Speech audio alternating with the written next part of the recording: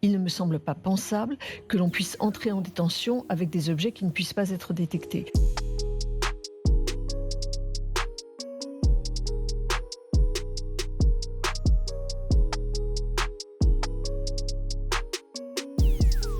Madame garde des Sceaux, ministre de la Justice, elle ne sait pas comment ça se passe à l'entrée des établissements pénitentiaires pour les personnes extérieures qui rentrent dans les établissements, alors qu'à bon nombre d'occasions, et il y a un an encore, en janvier 2018, lors de la tentative d'assassinat de collègues de Vendel-le-Vieil, de Mont-de-Marsan et de Borgo en Corse, tous ces aspects-là ont été soulevés et tous ces aspects-là ont été détaillés par les organisations syndicales dont la nôtre.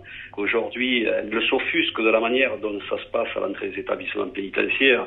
C'est de la rigolade, quoi. C'est une mascarade. Toutes les personnes qui rentrent en détention passent sous un portique métallique. Qui ne détecte pas donc ce genre qui ne détecte pas ce genre d'objet.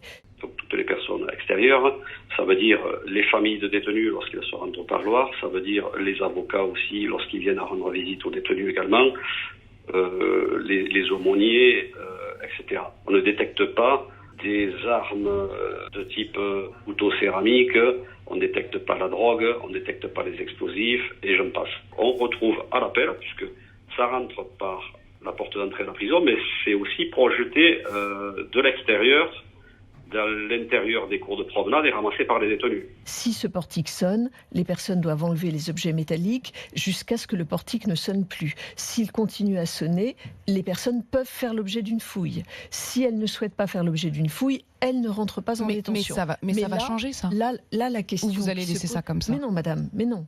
Comment pouvez-vous penser que je vais laisser ça comme ça? On n'a jamais eu le droit de les fouiller ni par palpation sans leur autorisation, et encore moins en Corse. Donc il y a matière aujourd'hui quand même à légiférer sur remettre en place déjà les fouilles systématiquement des détenus dès lors qu'ils ont eu un contact avec une personne extérieure. Et ensuite, il faut légiférer aussi à l'entrée, en amont, avoir la possibilité de pratiquer des fouilles palpation dès qu'on a des suspicions sur les visiteurs et pourquoi pas installer aussi des portiques à ondes millimétriques, les POM, ces fameux portiques qui scannent le corps sans que la personne se déshabille. Ça coûte un bras, bien sûr, évidemment.